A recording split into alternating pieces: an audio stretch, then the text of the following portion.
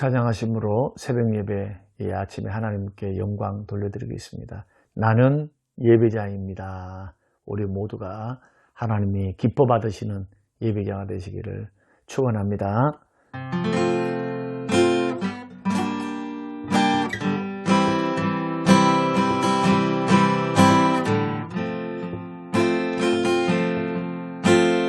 나는 하나님을 예배하는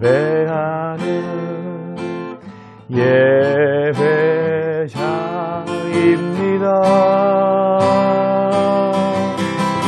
내가 서 있는 곳 어디서나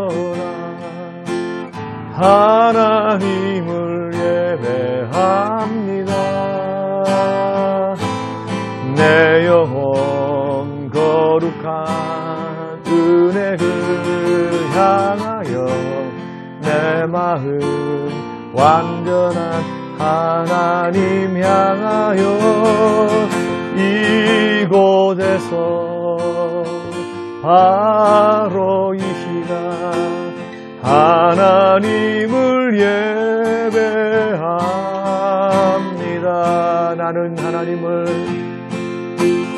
나는 하나님을 예배하는 예배자입니다. 내가 서 있는 곳 어디서나 하나님을 예배합니다. 내 영혼 거룩한 은혜를 향하여 내 마음 완전한 하나님 향하여 이곳에서 바로 이 시간 하나님을 예배합니다.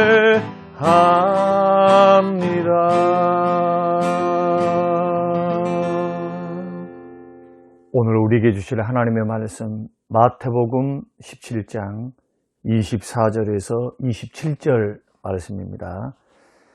가버나움에 이르니 반세계를 받는 자들이 베드로에게 나와 이르되 너의 선생은 반세계를 내지 아니하느냐 이르되 내신다 하고 집에 들어가니 예수께서 먼저 이르시되 시몬아 내 생각은 어떠하냐 세상 임금들이 누구에게 관세와 국세를 받느냐 자기 아들에게냐 타인에게냐 베드로가 이르되 타인에게니이다.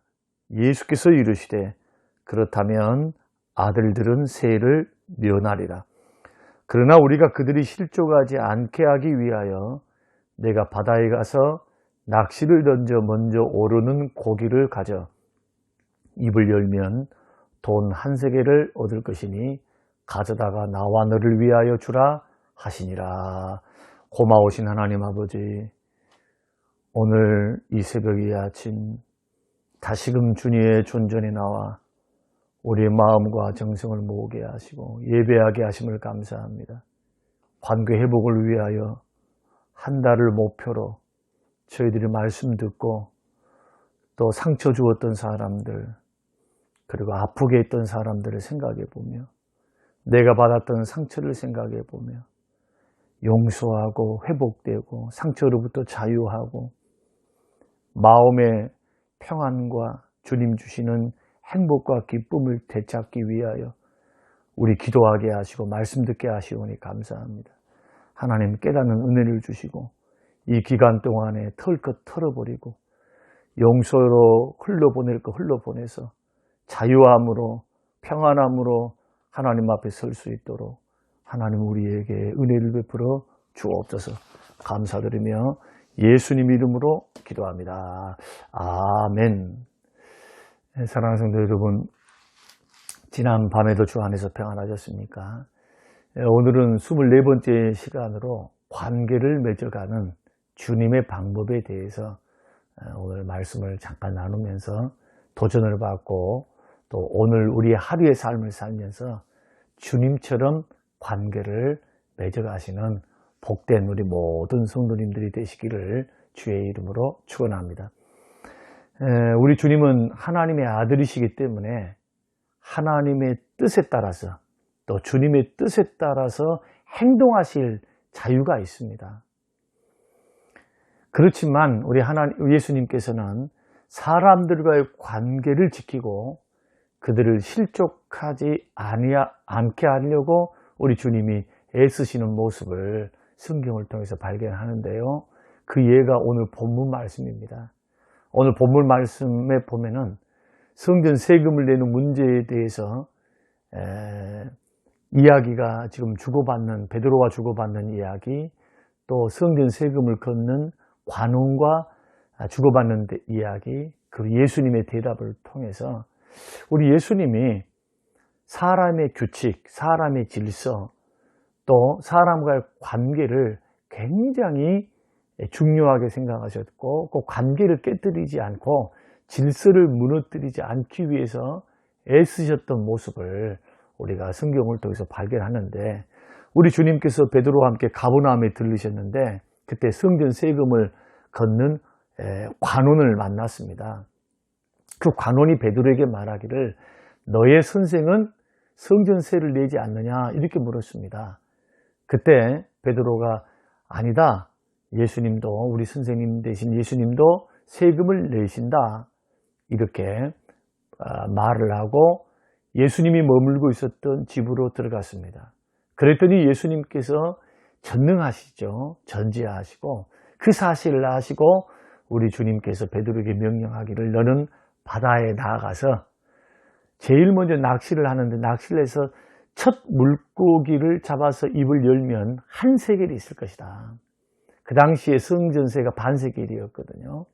그래서 너와 나를 위해서 주라 하시면서 덧붙이시는 말씀이 27절입니다. 그러나 우리가 그들이 실족하지 않게 하기 위하여 그랬습니다.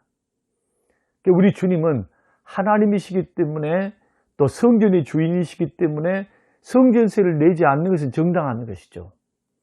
당연한 것이고, 그럼에도 불구하고 우리 주님은 그들이 예수님이 하나님의 아들 되심과 성전의 주인 되심을 모르기 때문에 육체를 입고 이 땅에 오신 성육신한 주님이니까 당신이나 나나 똑같은 인간이라고만 생각하고 있으니까 그 사람들이 당연히 유대인이니까 성전세를 내야지, 말씀을 가르치고 복음을 가르친다는 사람이 어찌 하나님의 성전세를 내지 않느냐라는, 그래서 실족해서 넘어질 수 있으니까 여기에 대해서 우리 주님께서 성전세를 내심으로 해서 그들이 오해에서 실족지 않게 하기 위해서 관계 회복을 위해 노력하고 있는 우리 주님의 모습을 보게 됩니다.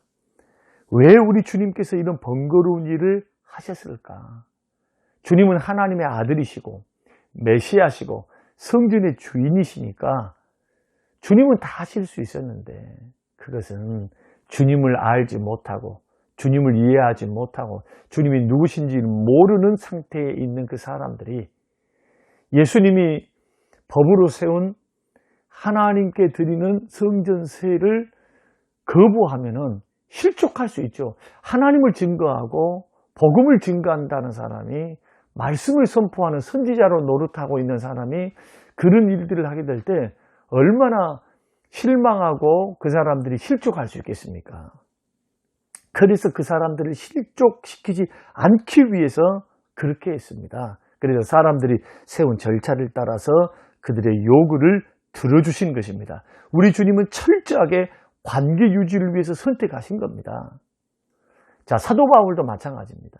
고린도 전서와 후서 말씀 보면은 사도 바울이 교회를 개척해 놓고 복음을 증가 교회를 개척했습니다. 그리고는 고린도 교회에서는 월급을 받지 않고 자기가 손수 일을 했습니다.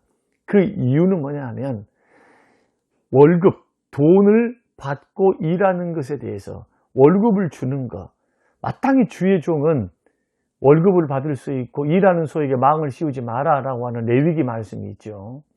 그래서 하나님은 주의 일꾼들은 반드시 교회를 통해서, 성전을 통해서 나오는 하나님의 양식을 먹고 살 수 있도록, 헌금을 통해서 먹고 살 수 있도록 하나님이 세우신 법입니다, 이게. 근데 고린도 성도들은 아직 어리고 개척을 이제 했고 믿음이 뭔지, 율법이 뭔지, 말씀이 뭔지, 또 헌금의 의미가 뭔지를 전혀 몰라요. 그러니까 헌금을 내고 그것을 자기 양식으로 삼고 월급을 받는 것을 이해를 못하니까 그걸 포기한 겁니다. 그냥 한 사람이라도 실족지 않고 그들이 복음 앞에서 세워지기 위해서 수고한 겁니다. 월급 받지 않고 나가서 일을 한 겁니다. 자비량해서 자기 스스로 돈을 벌어서 교회를 개척하고 말씀을 가르치고 그래서 1년 6개월을 고린도 교회에서 그렇게 보내게 됩니다. 그 이유가 뭡니까? 깨닫지 못하고 알지 못하는 연약한 성도들이 나 월급 받고 있는 그것을 이해를 못하고 실족해서 넘어질 수 있으니까 누구를 배려한 겁니까? 형제를 배려하고 교회를 배려한 겁니다. 그래서 자기 유익, 자기 생각, 자기 권리, 자기 필요에 의해서 행동하지 않았다. 사도 바울도, 그리고 우리 예수님도. 근데 우리는 주변 사람과 관계를 맺어갈 때 우리 자신들이 본의 아니게 무의식적으로 주변 사람들을 무시하거나 상처를 줄 때가 있습니다. 일이 이렇게 진행된 이유가 뭘까요? 그것은 종종 우리가 발견되는 경우인데요. 그 이유는 그것은 자기의 이익이나 또 자기의 유익이나 자기의 필요나 자기의 편리를 우선적으로 생각하니까 남을 배려하고 생각하지 않는 겁니다. 자기 중심적인 사고방식으로 언제나 선택하고 언제나 내 중심적으로 일을 하면요, 피해보는 상대방이 있고 그걸 바라보는 사람들이 불편합니다. 자기밖에 모르는 사람이다. 남들은 생각지도 않는구나. 때로는 상대방이 이 일들을 통해서 실망하고 마음의 갈등과 또 이렇게 한 사람, 자기중심적으로 선택하고 행동하고 말하고 자기 것만 챙기는 이 사람들에게 대해서 미움을 일으키게 된다. 이것이 우리가 사람들을 쉽게 실족시키고 관계를 깨치게 하는 우리들의 모습이라는 겁니다. 그러니까 나는 내 권리를 따라서 한 것이고 내가 필요하니까 했던 것이고 나의 유익되니까 했는 것 뿐이에요. 한 것 뿐인데 그러나 뭘 살펴보지 못한 겁니까? 주변 사람은 어떻게 생각할까? 주변 사람들을 배려하고 주변 사람의 덕을 세우는 그러한 선택과 결정과 행동과 말이 돼야 되는데 이것을 무시하고 자기 필요 오직 자기만 생각하는 것, 이것은 주변에 있는 사람들을 실족시키고 넘어지게 만들고 그 사람 죄짓게 만들고 미움이 생기게 하고 결국에는 관계가 깨지게 하는 그 전형적인 형태다. 주님이 우리에게 자유를 주셨습니다. 죄로부터 자유함을 주셨고 또 영원한 천국을 주셨고 생명을 주셨어요. 그 이유는 사람과의 관계 속에서 교회 속에서 덕을 세우라고 다른 사람들을 세우라고 우리에게 자유를 주셨는데 그 자유를 자기의 유익을 위해서 사용하게 될 때 일어나는 현상이 바로 실족이라는 거예요. 사랑하는 성도 여러분, 우리도 우리 주님처럼 사도 바울처럼 형제를 넘어지지 않게 하기 위해서 주의해야 합니다. 고린도전서 8장 11절과 12절 말씀 보면은 사도 바울이 이렇게 고백합니다. 이같이 너희 형제에게 죄를 지어 그 약한 양심을 상하게 하는 것. 자, 약한 양심을 상하게 하는 것이 죄를 짓는 거예요. 나는 악하게 행동은 안 했습니다. 배려 없이 스푹스푹 말을 내뱉고 자기만 챙기고 자기 중심적으로 생각하고 자기 중심적으로 자기 유익과 필요를만을 위해서 오직 자기 중심 그렇게 행동하고 그렇게 말을 하고 선택을 하면 누군가는 약한 양심을 갖고 있는 사람 이해하지 못하고 저 사람 왜 저래 하면서 미워하고 비판하게 되고 넘어지게 되고 죄짓게 한다는 겁니다. 그러면 곧 그것이 그리스도에게 죄를 짓는 것이다. 그 사람이 넘어지면 곧 누구에게 죄를 짓는 겁니까? 나는 그 사람들에게 악하게 군 적은 없어요. 그러나 나의 말, 나의 행동, 나의 태도, 자기 중심적이고 배려가 없는 자기 유익만을 구하는 이러한 선택에 옆에 있는 사람이 넘어져서 실족하면은 누구에게 죄를 짓는 것이다? 그 사람에게 죄를 짓는 것이 아니고 그리스도께 죄를 짓는 것이다. 이것이 고린도전서 8장 11절로 12절 말씀이에요. 여러분 집에 가서 꼭 찾아보시기 바랍니다. 그래서 형제를 넘어지게 하는 것, 양심을 상하게 하는 것은 주님께 죄를 짓는 것이다. 그래서 사도 바울은 로마서 14장 9절에서 우리가 화평하는 일과 서로 덕을 세우는 일을 힘쓴다. 그렇게 고백을 합니다. 난 할 수 있는 대로 불신자들과 더불어서 화평하는 일과 덕을 세우는 일에 나는 힘쓴다. 다른 사람들을 배려하고 양보하고 사랑과 화평의 관계를 지켜가는 것, 이것이 사랑 실천이요, 이것이 형제를 세우는 것이요, 이것이 주님께 하는 것이다.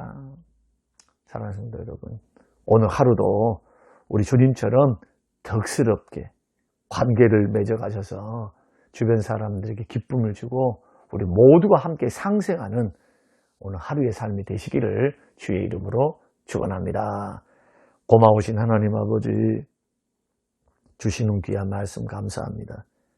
우리 주님이 관계를 맺어가셨던 그 사람과의 관계, 그 규칙과 질서를 지키시고 나는 자유함이 있다 할지라도 덕을 생각하고 남의 유익을 생각하며 나의 자유를 제한할 수 있는, 그래서 공동체에 맞출 수 있는, 배려할 수 있는 하나님의 사람들이 꼭 되어서 관계를 건강하게 맺어가고 주변 사람들을 세우는 하나님의 사랑 실천자들이 다 될 수 있도록 축복하옵소서. 감사드리며 예수님 이름으로 기도합니다. 아멘. 지금은 부활이요 생명 되신 우리 주 예수 그리스도의 은혜와 아버지 하나님의 살아계심과 성령님의 충만 교통 위로하심이 영원토록 함께 계실지어다. 아멘.